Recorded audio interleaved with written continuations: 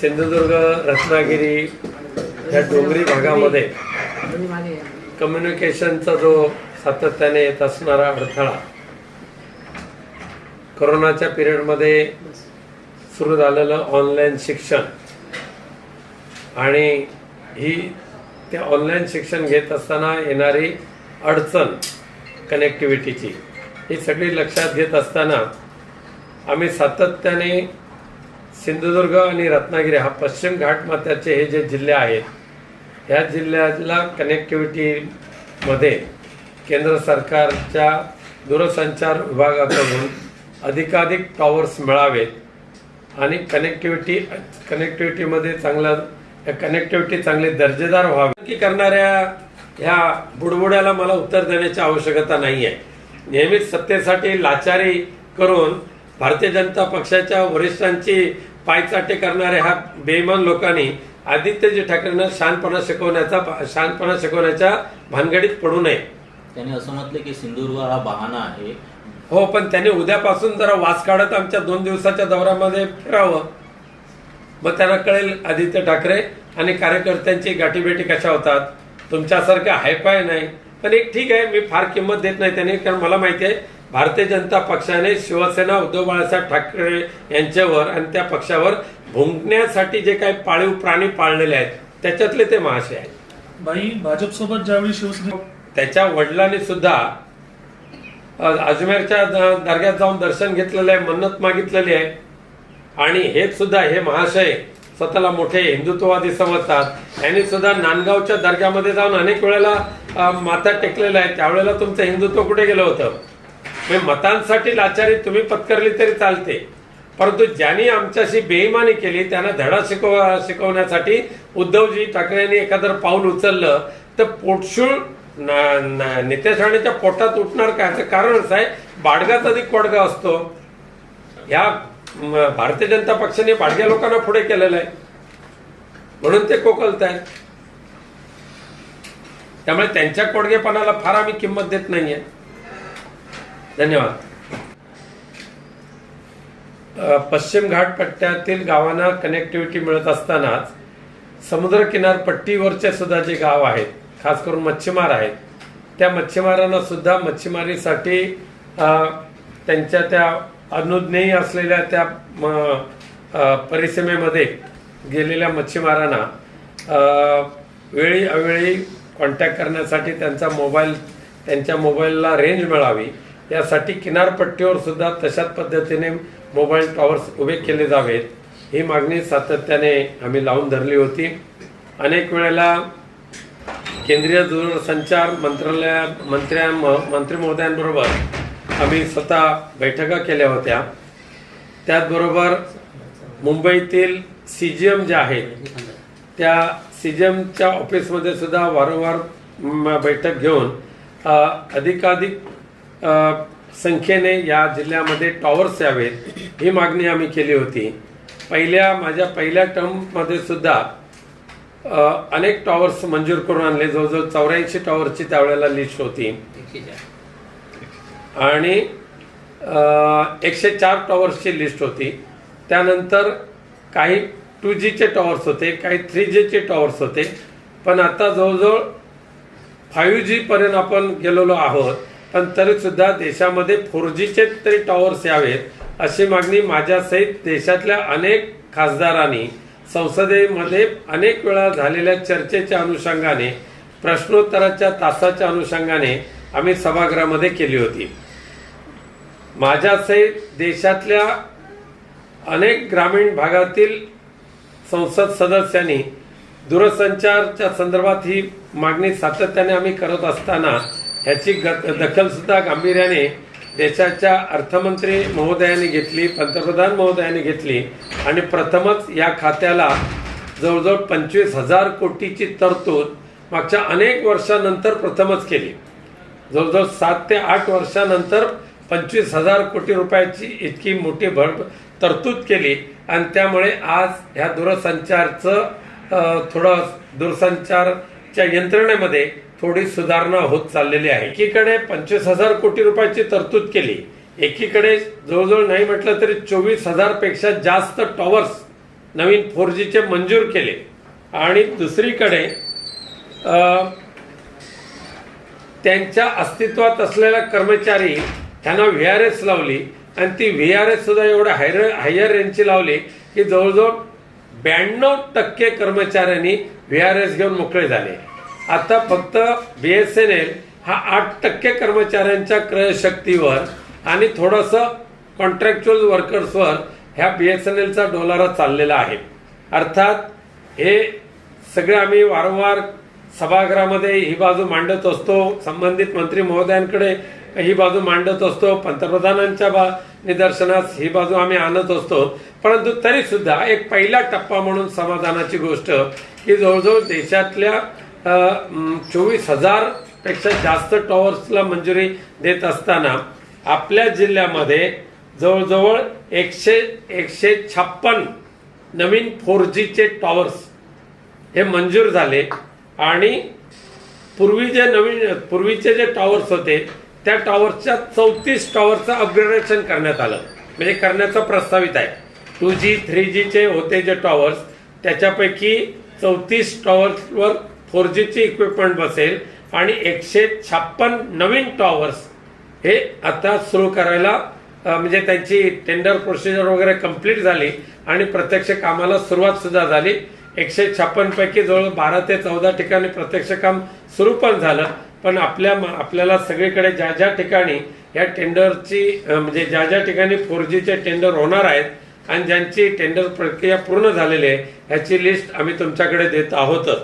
परंतु ह्या म्हणजे केंद्र सरकारच्या माध्यमातून भारत BSNLला जी ऑर्डर मिळाली त्या ऑर्डरच्या अनुषंगाने 5 ऑगस्ट 2022 रोजी पहिलं नोटिफिकेशन निघालं त्या टॉवरच्या संख्येसहित आणि टॉवरच्या लोकेशन सहित आणि 5 ऑगस्ट 2022 रोजी हे सांगत हे नोटिफिकेशन करत असताना या टॉवर्सची टाइमलाईन जो त्याला प्रोग्राम दिला होता 500 दिवसामध्ये प्रत्येक टॉवर्स उभा राहायला पाहिजे आणि तो कार्यान्वित झाला पाहिजे.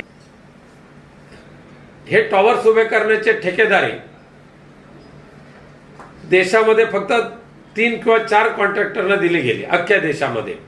त्यामध्ये महाराष्ट्र, तेलंगणा वगैरे असे काही जे आंध्र या 3 राज्यांना मिळून एक ठेकेदार. आता तो एक ठेकेदार सुद्धा या 3 राज्यामध्ये एवढ्या कमी दिवसात टॉवर्स कसे काय उभे करू शकतील हा पुन्हा चर्चेचा विषय आहे. परंतु तरी सुद्धा ह्या टॉवर्सना जागा उपलब्ध करून देणं यासाठी जिल्हाधिकारी किंवा महसूल कार्यालयाने खूप चांगल्या पद्धतीची मदत केली. जवळजवळ 1-2 ठिकाणी सोडलं तर सर्वच ग्रामपंचायतींनी सकारात्मक प्रतिसाद दिला. त्यांच्याकडे असलेली जी जागा होती ती जागा सुचवली आणि त्यामुळे हे सगळे टॉवर्स ह्या टॉवर्सपैकी 95% टॉवर्स जवळजवळ किंवा 90% टॉवर्स हे शासकीय जमिनीवर होणार आहेत आणि अजिबातच ज्या ठिकाणी जागा नाही शासकीय जमीन त्या ठिकाणी खाजगी जमीन घेण्याचं निश्चित केलं होतं.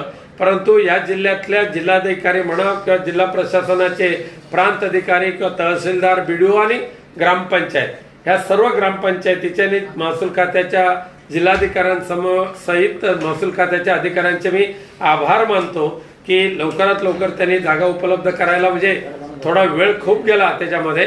परंतु तरी सुद्धा आज जागा उपलब्ध करून दिल्यानंतर टेंडर प्रक्रिया झालेले जे टॉवर्स आहेत त्याची लिस्टची कॉपी आम्ही तुमच्याकडे हे आता देतोय.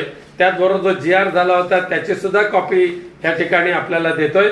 आणि भविष्यामध्ये जरी 500 दिवसापेक्षा थोडे दिवस वाढण्याची शक्यता आहे पण तरी सुद्धा हा जिल्हा 4Gच्या कनेक्टिव्हिटीने सक्षम आणि योग्य प्रकारे कनेक्टिव्हिटीमध्ये सक्षम होईल अशी मला खात्री आहे.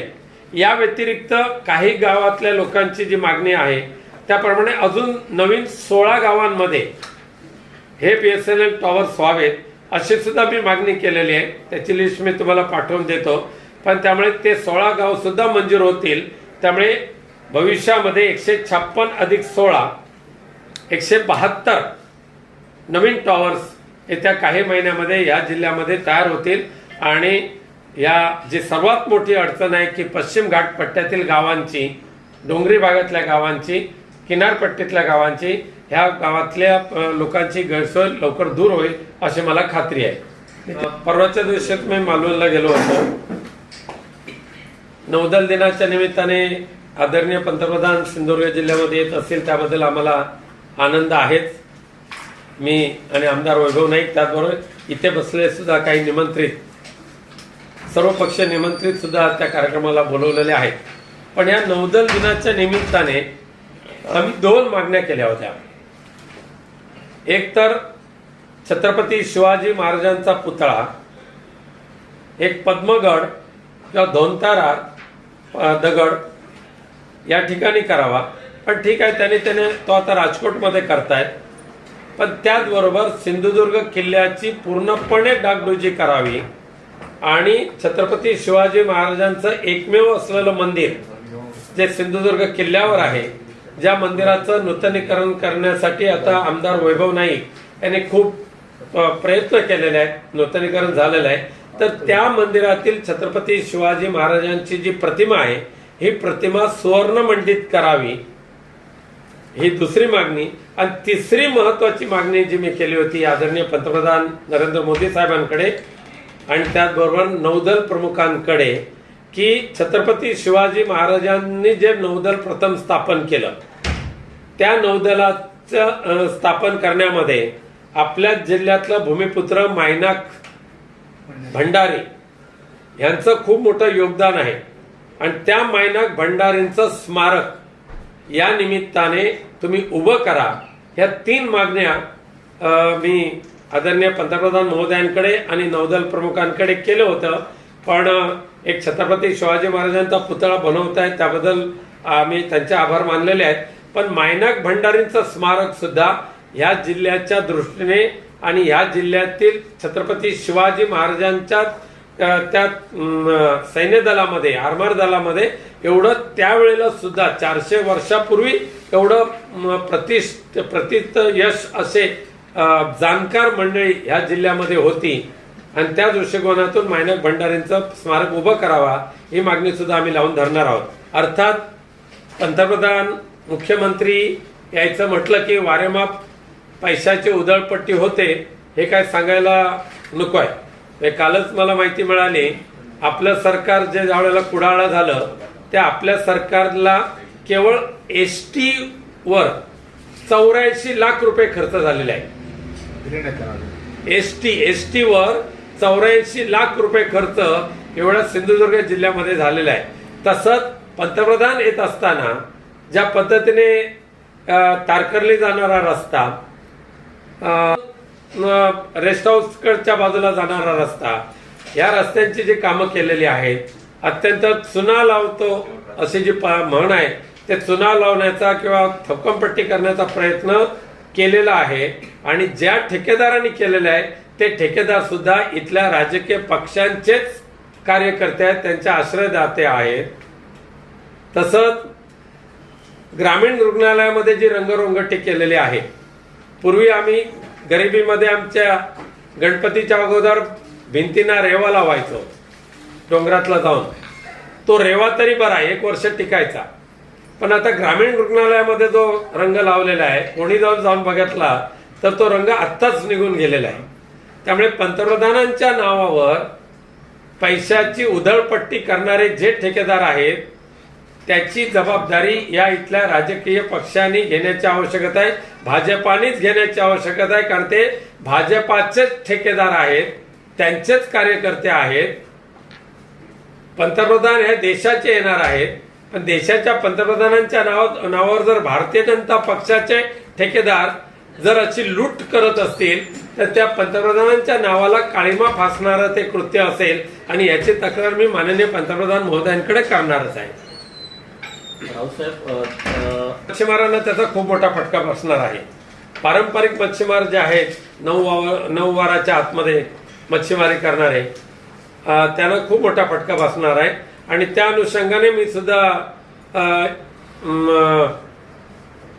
संबंधित मंत्री महोदयांना सांगितलं होतं की मागच्या वेळेला तेलंगणा या राज्याने ज्या पद्धतीने मच्छीमारांना त्या पिरियडमध्ये मच्छीमारी बंद ठेवत असताना त्यांचं होणारं नुकसान लक्षात घेता त्यांना एक सानुग्रह अनुदान द्यावं आणि मच्छीमारांना जीवन जगायला मदत करावी अशा पद्धतीची मागणी सुद्धा आम्ही केलेली आहे.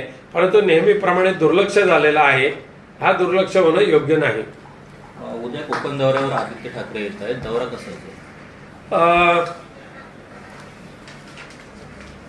23 आणि 24 ह्या 2 दिवसामध्ये शिवसेना नेते आदित्यजी ठाकरे हे सिंधुदुर्ग, रत्नागिरी आणि रायगड या जिल्ह्यातील शिवसेना पदाधिकारी जे आहेत, कार्यकर्ते जे आहेत, त्यांच्या गाठीभेटी घेण्यासाठी येणार आहेत. दोडा आणि ह्या गाठीभेटी घेत असताना मोठ्या सभा नाहीत, जाहीर सभा नाहीत, तर थेट कार्यकर्त्यांशी, पदाधिकाऱ्यांशी संवाद साधण्यासाठी खळा बैठका ज्या आहेत, पदाधिकारी किंवा कार्यकर्त्यांच्या घरी जाऊन तिथे खळा बैठका करतील, त्यांच्याशी संवाद साधतील. प्रथम सुरुवात होईल दोडामार्गला, दोडामार्गच्या नंतर सावंतवाडी, त्यानंतर कुडाळ. दोडामार्गला लीना कुबाल नावाच्या आमच्या माजी नगराध्यक्ष आहेत, त्यांच्या घरी जातील. सावंतवाडीला आमचे चंद्रकांत कासार आहेत, त्यांच्या घरी जातील. वेळेची ऍडजस्टमेंट झाली तर मायकल डिसोजा आहेत, त्यांच्या सुद्धा घरी भेट देतील. कुडाळला आल्यानंतर आमचे युवा सेना अध्यक्ष या ठिकाणचे आहेत मंदार शिरसाट, यांच्या घरी सदिच्छा भेट आहे. परंतु तेरसे बांबार्डे इथे आमच्या दळवीताई ज्या आहेत, वेताळ बांबार्डेला दळवीताई ज्या आहेत, त्यांच्या घरी त्यांच्या खळ्यात बसून बैठक होईल. त्यानंतर कणकवलीला आमचे युवा सेनेचे प्रमुख सुशांत नाईक यांच्या घरी भेट देतील आणि त्यानंतर सतीश सावंत यांच्या घरी खळा बैठक होऊन थेट राजापूरला लांजेवार यांच्या घरी असतील. त्यानंतर रत्नागिरीला करबुडे गावी असतील आणि मग तिथून पुढे चिपळूण ते असा वेगवेगळ्या पद्धतीचा त्यांचा तो दौरा आहे.